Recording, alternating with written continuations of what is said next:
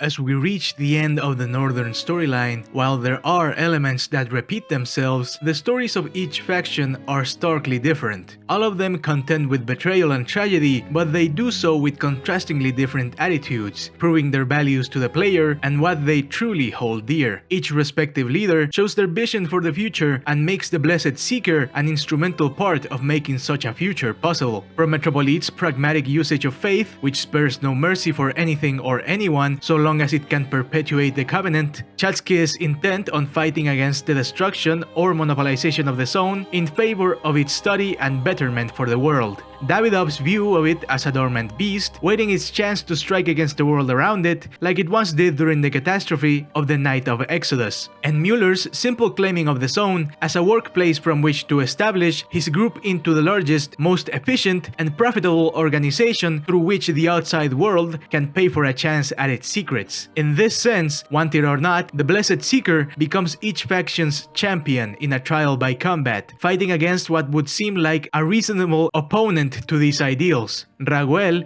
despite his flowery words and empathetic cause, being betrayed more than once by Metropolite, can't be truly called any better. Where Metropolite sent Roman and David to die to acquire apostle suits, so did Raguel when he sent acolytes in a senseless suicide mission just to extract information from Orpheus. While Metropolite was willing to do anything for the Covenant's sake, Raguel was willing to do anything to achieve satisfaction. Herschel, a man who by sheer coincidence was made to participate in human trials with medicine that was being produced by Voroshilov, suffering a wasting disease that has weakened him into a near crippled state. He is now forced to face you, again, by sheer coincidence, and with this, Rise must face the demons that it unknowingly claimed when it became a scientific group. Science can be used in equal parts prosperous as it is dangerous, like the zone itself, like a Sivkas lab rat hopped up on combat-enhancing drugs and wearing half a ton of the most advanced suit in the zone. Bering could be considered a direct victim of the Blessed Seeker and Frontier, one single-handedly destroying the organization that he believed in, the Trailblazers, and the other continuously trying to destroy the zone at large, both of them in direct opposition to their objective, to bring about a new world order through the usage of the zone's stranger properties. Bering could be considered to represent what Frontier has set out to fight against, the shameless monopolization and usage of the zone for nefarious purposes, and its damage to human life. Nowhere is this clearer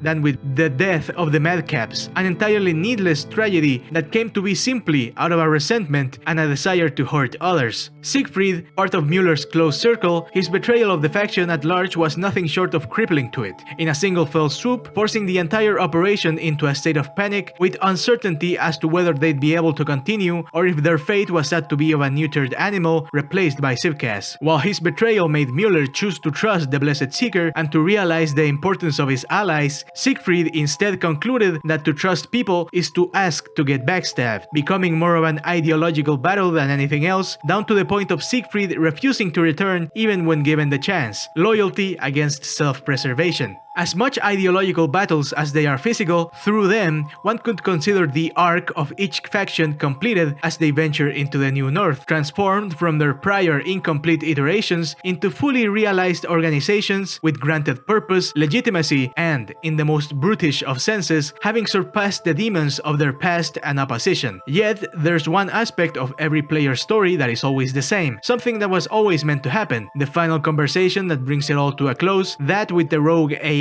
Nina, Приветствую, воин Завета. hidden in the deepest entrails of the Forge's machinery. Upon meeting her, she herself knows that there must be plenty you're wondering about, which is why she presents herself as an open book to answer your questions, which she herself categorizes as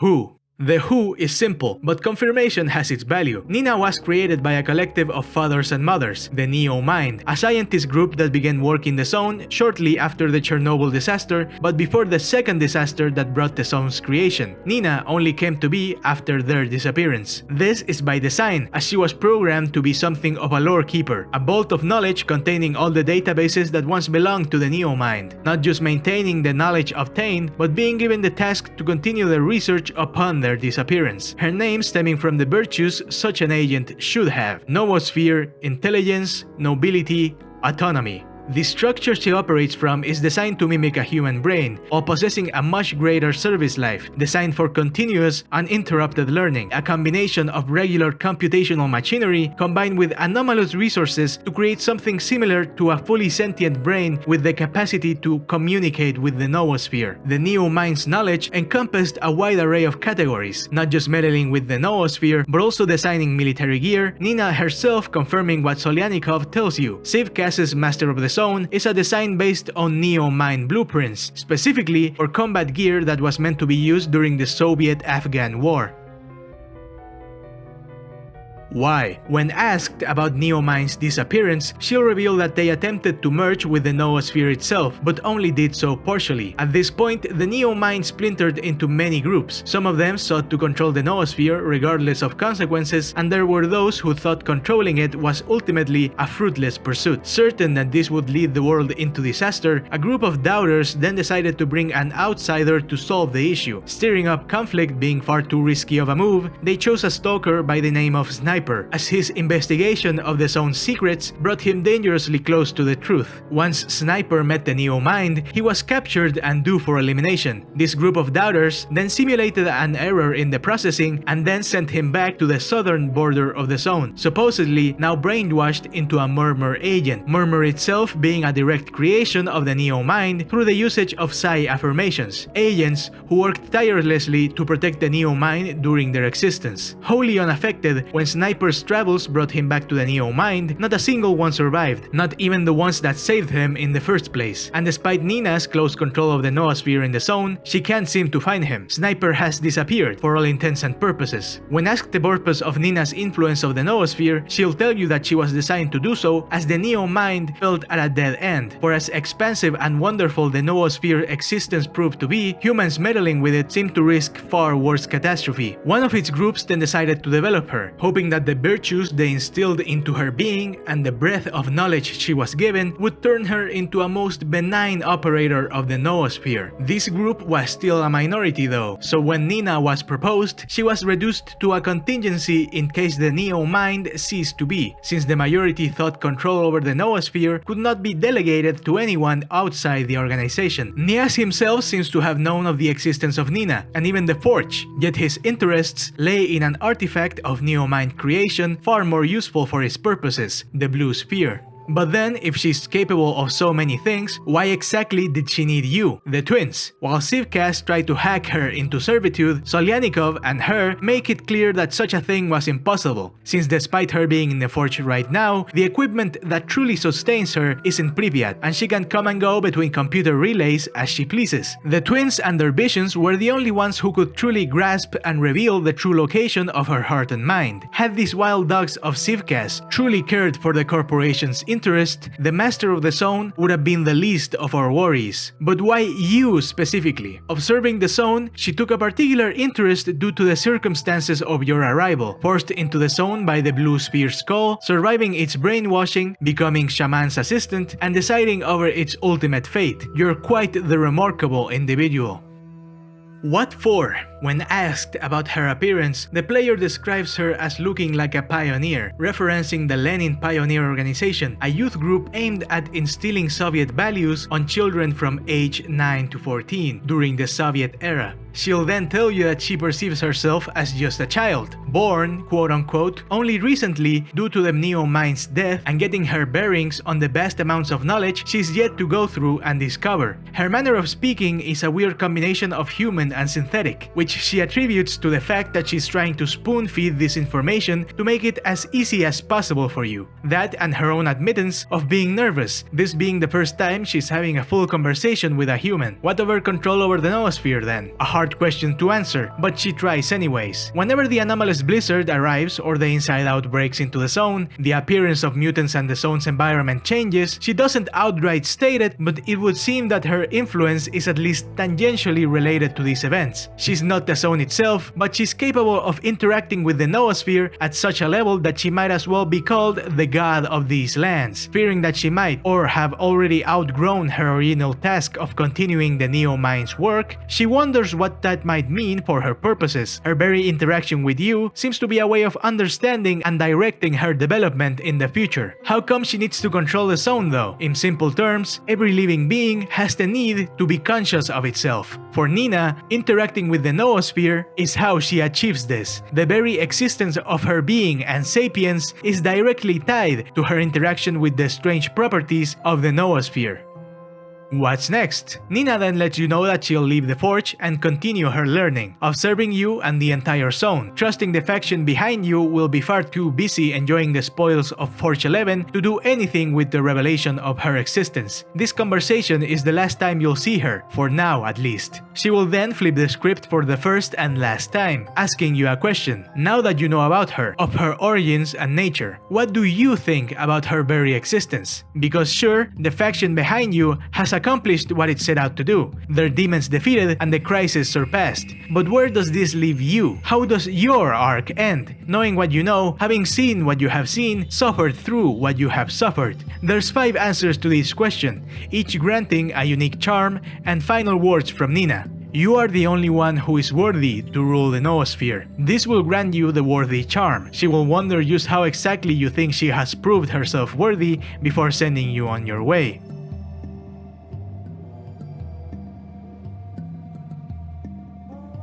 You are the only one who is able to influence the noosphere, but it is impossible to influence you. Perhaps stating the obvious, for this one, you'll receive the Unyielding charm.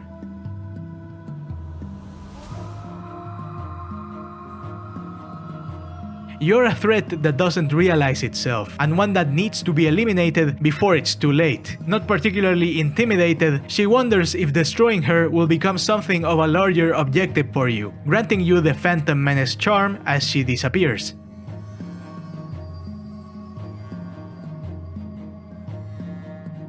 You're human. This will make Nina wonder if her creators will be happy to know someone perceived her as such, granting you the human charm.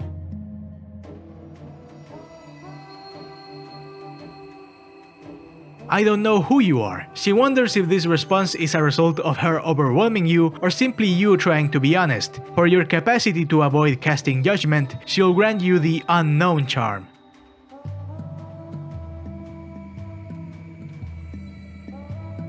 And so, Nina disappears into Pripyat, not to be seen for a very long time, and to leave you to return back home, enjoying the spoils of your victory over Sivkas and the betrayer of your choosing.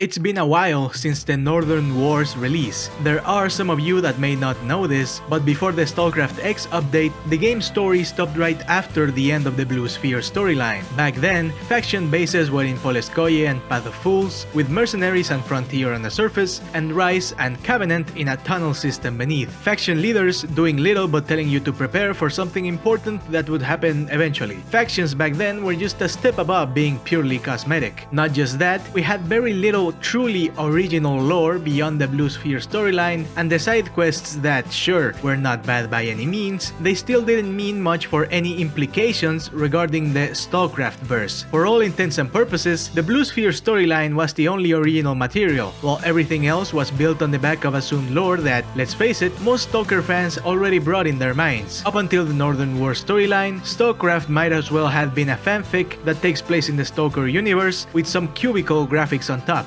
In this sense, Nina's appearance with the StarCraft X update and the changes that it brought with the coming months worked as a way not just to continue the Blessed Seeker's quest, but to distance StarCraft from the original IP it took inspiration from. So much so that I even hear that nowadays, Expo is looking into changing the game's name entirely, with Sniper, our version of Strelok, disappearing after what we can assume is achieving the good ending of Shadow of Chernobyl, StarCraft's equivalent of Clear Sky, Horizon, having a much different fate to the one seen in the games, and Dektiarev seemingly becoming an arms dealer in the bar. The story is similar but different enough that prior knowledge is called into question. As such, we can learn new stuff and not be tied down by the past. While not entirely getting rid of its original DNA, StarCraft has taken the necessary steps to make sure that, in the future, our expectations are more in line of what has become their take on the zone, rather than anything that should be held to the standards and tone of the original trilogy. A zone that is much more active, not nearly as desolate and lonesome, in which strange happenings go far beyond just hallucinations and telekinesis, where mysticism, science, militarized violence, and corporate greed all come together to form a place in which shit happens in every end of the spectrum, from funny to sad to lighthearted and creepy at times. If their objective with this was to cut themselves loose from the storylines of its source inspiration, I'd say they managed pretty well. All that's left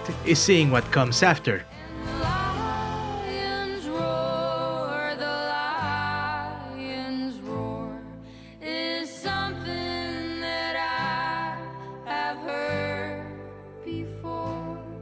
A children's tale, the lonesome